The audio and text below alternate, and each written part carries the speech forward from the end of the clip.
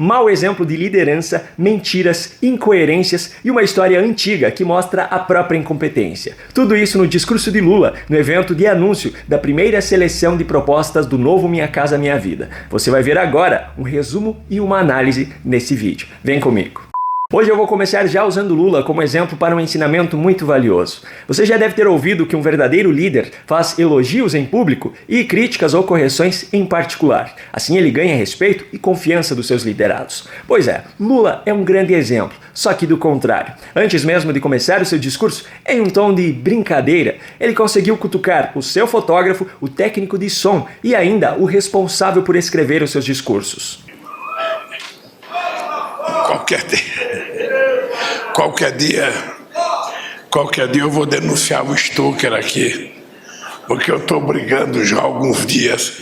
Esse microfone não tem que ser tão comprido para cá, ele pode ser mais curto para lá. Então, se o técnico que faz isso está ouvindo, corta esse cabo aqui e faz o telefone mais curto.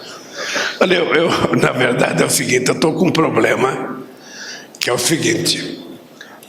Se os companheiros que produzem o meu discurso não conversam com o ministro que vai anunciar a obra, nós vamos ter o mesmo discurso duas vezes, porque todos os números que eu vou citar estão no discurso do Jader. Depois do mau exemplo de liderança, ele começou o seu discurso de fato. Eu vou tentar apenas dizer para vocês o seguinte.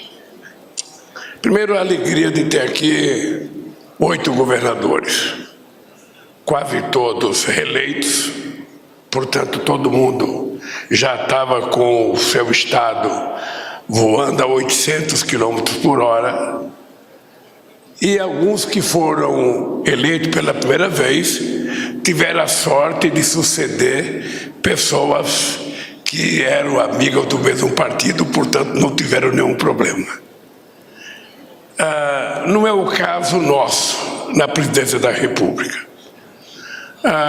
No Brasil, seria tudo mais fácil se você assumisse o governo e você desse andamento em todas as coisas que tivessem, sido contratada, que estivesse andando, que tivesse importância para a sociedade, sem se importar que cada governante tem que deixar a sua marca. Eu preciso deixar a minha marca. Então tem um viaduto construído num lugar por uma pessoa, eu paro de construí-lo e vou construir o mesmo viaduto em outro lugar para ser a minha marca. A marca do outro fica o esqueleto e a minha fica o viaduto. Ah, é, seu Lula? Me explica então por que, no seu primeiro dia de governo, o senhor já fez um revogaço de medidas tomadas pelo governo Bolsonaro, principalmente em relação ao acesso às armas de fogo. Com apenas um mês de governo, o senhor já havia revogado medidas na área de saúde, como a portaria que determinava que médicos deveriam reportar à autoridade policial casos de aborto, na área de educação, como o decreto que incentivava a criação de classes especializadas para pessoas com deficiência, ou na área da economia, como os processos de privatização de 8 estatais. E esses são só alguns exemplos. Até agosto, segundo matéria publicada pela própria Agência Brasil, vinculada ao governo, o senhor já havia revogado 97 normas do governo Bolsonaro, sob a justificativa de que essas anulações eram primordiais para a democracia. E aí eu me pergunto, se o senhor mesmo disse que seria muito mais fácil que um governo, quando assumisse, apenas desse continuidade àquilo que já havia sido feito, por que então o senhor escolheu o caminho mais difícil? Bom, indo adiante no discurso, Lula veio com essa. Habitualmente, eu ouço dizer assim, o presidente Lula conversou com o Centrão. O Centrão exigiu do presidente Lula tal coisa. O presidente Lula fez não sei das quantas. Uma coisa tão atrasada, porque não existe possibilidade de você exercer uma governança democrática se você não conversar com as pessoas. Eu preciso conversar com governadores, eu preciso conversar com prefeitos, eu preciso conversar com deputados federais, não importa de que partido seja ele. Eu preciso conversar com senadores, não importa de que partido sejam eles estão exercendo o mandato e, portanto, eu tenho que conversar com eles. É preciso que a gente estabeleça nesse país a criação de uma cultura em que as pessoas entendam como normal a necessidade de conversar. Ô, seu Lula, conversar nunca foi problema. Afinal, é disso que a política é feita. O problema é que, junto com essas suas conversas, acontecem liberações de bilhões de reais de dinheiro público em emendas parlamentares para convencer esses parlamentares a votarem a seu favor. Junto com essas suas conversas, acontecem negociações de entregas de ministérios para determinados partidos ou acomodações de políticos em cargos de primeiro escalão no governo, tudo isso para ganhar o voto desses parlamentares e desses partidos, enquanto o senhor conta para a população a versão de que o número alto de ministérios é justificado pela necessidade de representar os diferentes segmentos da sociedade. Junto com as suas conversas, acontecem nomeações para conselhos de grandes empresas das quais o governo possui ações, ou então trocas na presidência de estatais ou de bancos públicos, como aconteceu com a Caixa Econômica recentemente, onde o senhor retirou do cargo a sua própria indicada para que Arthur Lira, o presidente da Câmara e de quem o senhor estava buscando incessantemente apoio, pudesse indicar um próprio aliado. Aliás, dias depois disso, coincidentemente, o ministro Gilmar Mendes ordenou que a Polícia Federal destruísse provas que foram obtidas em uma investigação que tinha como alvo um assessor próximo de Arthur Lira. Seu Lula, o problema nunca foi a conversa. O problema sempre foi o que vem junto com as suas conversas. Isso é que não é normal. Quer dizer, aqui no Brasil, infelizmente é normal, mas não deveria ser.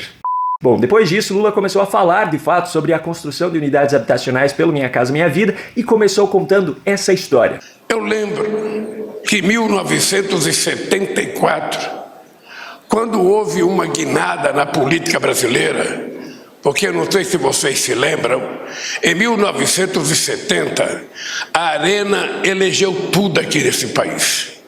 O PMDB, Hinaldo, quase acaba. Eu sei que houve reunião na direção do PMDB para saber se era possível continuar disputando a eleição, porque o PMDB tinha, o Arena tinha eleito quase 100% nesse país. Foi na época do famoso milagre brasileiro. Quem não lembra quando a economia brasileira crescia 14% ao ano? Só uma pequena observação. O próprio Lula acabou de contar que o Brasil vivia um milagre econômico, com um crescimento de 14% ao ano, na época em que vivia sob o regime militar, aquilo que Lula e seus companheiros chamam de ditadura e que naquela época tentaram combater de todas as formas possíveis. E também nesse período, como o próprio Lula disse, quase todos os cargos eletivos no país haviam sido conquistados pela Arena, o partido que, se você der uma pesquisada rápida aí no Google agora, você verá que ele é classificado como um partido de extrema-direita, aquilo que Lula combate hoje. Depois disso, quando o Brasil já havia voltado a ter eleições diretas, o país foi governado por 8 anos pelo PSDB, um partido de centro-esquerda, e mais 14 anos pelo PT, um partido de esquerda, partido de Lula.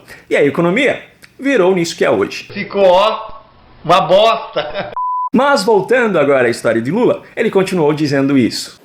E isso, eu lembro do PMDB fazendo uma campanha que dizia: o sol nasceu para todos, mas também nasceu para mim. O que aconteceu de fato é que o PMDB fazia uma campanha que tinha um déficit habitacional de 7 milhões de casas nesse país. Eu estou dizendo em 1974, há 50 anos atrás, Caiado, o déficit habitacional era de 7 milhões de casas. Passado todos esses anos, acho que o presidente da Caixa sabe, acho que o ministro da Cidade sabe, o déficit continua sendo de quase 7 milhões de casas. Ô, seu Lula, isso é meio óbvio, né? Por mais que tenham sido feitos programas habitacionais nesse período, a população brasileira em 1974 era de pouco mais de 106 milhões de pessoas. Hoje, segundo o censo do IBGE de 2022, o Brasil tem cerca de 203 milhões de habitantes. E para finalizar, Lula falou sobre uma expectativa que tinha e apontou uma possível solução para o déficit habitacional. Então eu fico me perguntando quantas casas nós precisamos fazer para a gente acabar com esse déficit. Eu pensei que com Minha Casa Minha Vida a gente iria acabar. Possivelmente, se a gente trabalhasse sempre em conjunto, governo estadual, governo municipal, governo federal, a gente pudesse pactuar a construção desse déficit e zerar. Poderia, mas o próprio Lula não quer. Mas a gente não quer zerar o déficit habitacional. Pode ter alguns milhares que não tem aqui viva do aluguel, porque tem gente que tem casa para alugar e vive do aluguel também. Esse é o tipo de vídeo que você precisa mostrar para aquele seu amigo que mora de aluguel e que votou no Lula, porque o Lula lhe daria a oportunidade de ter uma casa própria.